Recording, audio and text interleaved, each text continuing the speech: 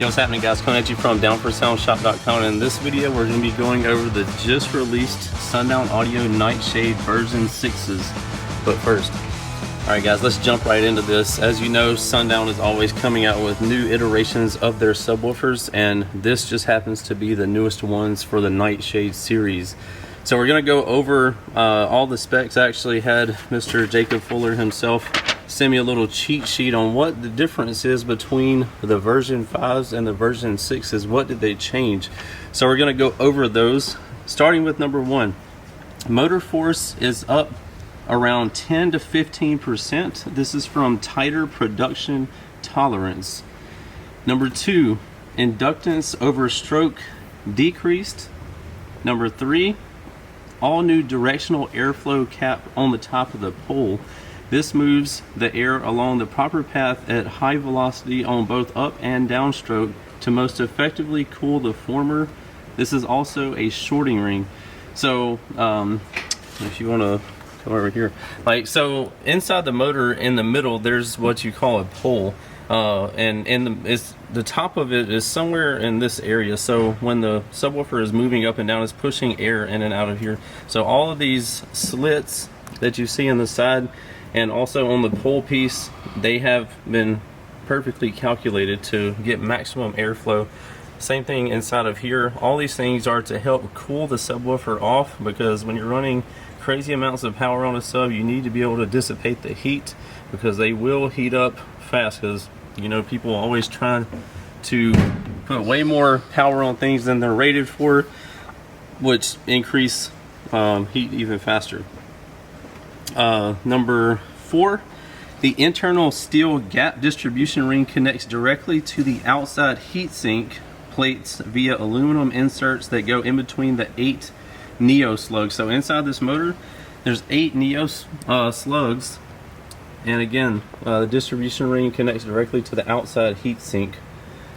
So this is all, this isn't just for looks. The outside of this motor right here, it's not just for looks. This is all playing a part in helping cool the subwoofer off most effectively. Number 5, the inserts also contact the top aluminum motor plate, which connects to the vent ring and basket heat sinking. So that's right here at the top right here. So it's not just for looks, it's also for cooling. Again, they did everything that they could to help get heat off of these things to improve performance and longevity. What are we on? Number 6. The inserts connect underneath to the main shorting ring as well, which is forcefully air cooled via the vertical vent slits.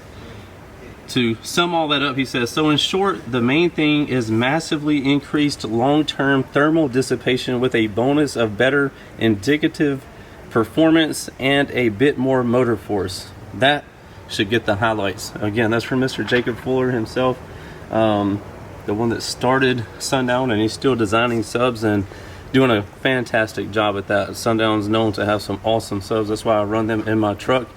I also have people thinking that I run Nightshade subs in my truck, because whenever something looks similar, they automatically assume that it's the same thing, but it's not. My subs in my truck are on a whole nother level compared to, especially the Nightshade version 5s, especially, and also the Nightshade version 6s, they're on another level. So anyway, but little birdie told me that there might be something new in the works for my Tahoe, and they also might be available for purchase through the general public, so that might be cool too. Alright, so a lot of people always want to know the mounting depth of the subwoofer, so we're going to start out right here with the 10. Mounting depth, 12 inches. And we'll move over here to the 12, and let me see what it is on the back side, and then I'll move it around there. Looks like 12. We'll call it 12 3/4. Alright, let's check out the 15 right here and try not to let it fall off. The 15 is 14 inches deep. So again, if you're looking at getting some of these big boy subs, make sure you have enough depth to run them. 14 inches on the 15 there. And last but not least, we have the 18s, or 818. Man, that's crazy. 16 inches deep for a subwoofer. Crazy. But anyway, so now you have the measuring, the mounting depth, and also these are rated at 3,000 watts RMS a piece, I believe. I'm gonna double check that real quick. All the Nightshade version 6s are rated at 3,000 watts RMS. And to go over pricing, we'll start with the 10, which is, the 10 is going to run you $1,409 for the 10. And then for the 12, you'll be looking at $1,429, so extra 20 bucks to go up to the 12-inch basket size, or 12-inch subwoofer size. Then going to the 15, which I have in front of you right here, $1,449, so another 20 bucks. And then going up to the 18, $1,529. So for this beast of a subwoofer right here, $1,529. Again, this is, we have guaranteed lowest prices. If you find anything that we offer from Sundown Audio for cheaper from an authorized dealer, all you have to do is send us a message with the link to it for us to verify it, and we will at least match it, if not beat it for you. So you know, you always get the lowest prices right here at downforsoundshop.com, and we have a ton of it in stock. We always keep stuff as much as possible in stock. If they have it and we're able to get it in stock, we keep it in stock too, so we can get it shipped out to you fast as well. So if you need anything, hit us up. And if somebody's going to ask, what amp should I pair with a Nightshade subwoofer? If you're looking at doing a Sundown amp for a single sub setup, I'd get the sub in dual 2, and you can wire that to 1 ohm. I would use either a Salt 4 or a Down for Sound JP43 on a single sub setup. For 2 subs, you would want to get them in dual 1s and wire to 1 ohm. I mean, you could get dual 2s and wire to half ohm if you want. If you're wanting to get on the get on the dark side of running power at half ohm, you can do that, but obviously you're going to be voiding warranty on your amplifiers.